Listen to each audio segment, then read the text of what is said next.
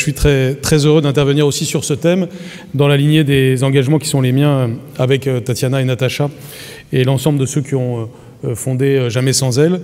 Nous sommes évidemment très attachés aux valeurs qui sont portées par Jamais sans elle, et il est important pour ce gouvernement, ça a été très bien dit à l'instant par Amélie de Montchalin, nous sommes très attachés à ce que tout ceci s'approfondisse et surtout que tout ceci se concrétise.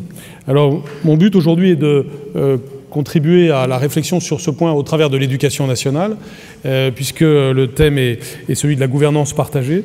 Et nous avons au travers de l'éducation nationale au moins deux axes d'implication dans les enjeux qui sont ceux de Jamais sans elle, à savoir la gouvernance de l'éducation nationale, mais aussi les messages qui sont passés au travers de l'éducation nationale. Autrement dit, il est important de regarder dans quelle mesure nous œuvrons à la mixité, à la fois au travers de notre manière d'être, mais aussi de notre manière de transmettre. Je voudrais dire tout de suite que nous sommes en train de discuter d'une charte avec Jamais sans elle, comme Jamais sans elle le fait avec d'autres structures, privées ou publiques, et que nous attendons évidemment beaucoup de cette charte, mais en amont de cette charte, nous avons déjà évidemment engagé un certain nombre de choses qui vont... et donc je pense que nous pourrons aller plus loin au travers de cette charte. Je conclurai par là. Cet enjeu, comme d'autres enjeux que nous avons, n'est pas un enjeu cloisonné. Ce n'est pas un enjeu bulle.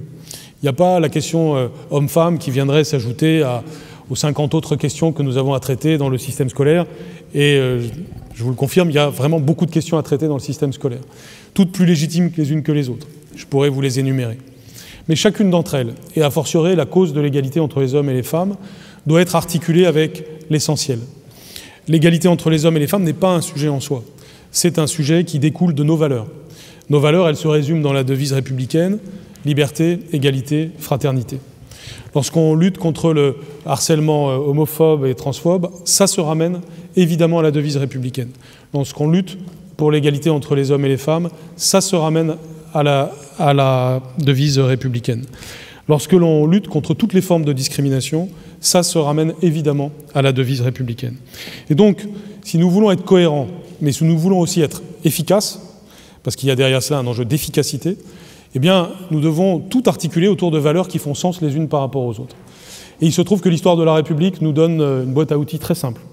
Liberté, égalité, fraternité, ça permet, si j'ose dire, de tout faire.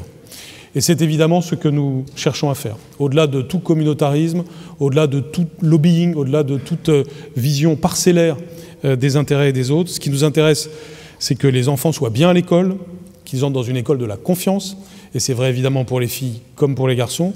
Et ce qui nous intéresse, c'est que l'école fabrique de la confiance pour la société française.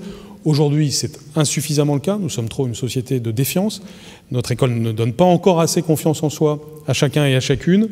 Donc l'enjeu de l'égalité garçon-fille, c'est un enjeu évidemment de confiance en soi pour les filles, pour les garçons, enfants et adolescents. Nous savons que nous avons encore beaucoup de chemin à faire, mais plus nous serons nombreux, plus nous serons clairs grâce à des initiatives comme Jamais sans elle, et plus nous y arriverons pour les enfants comme pour les adultes. Je vous remercie.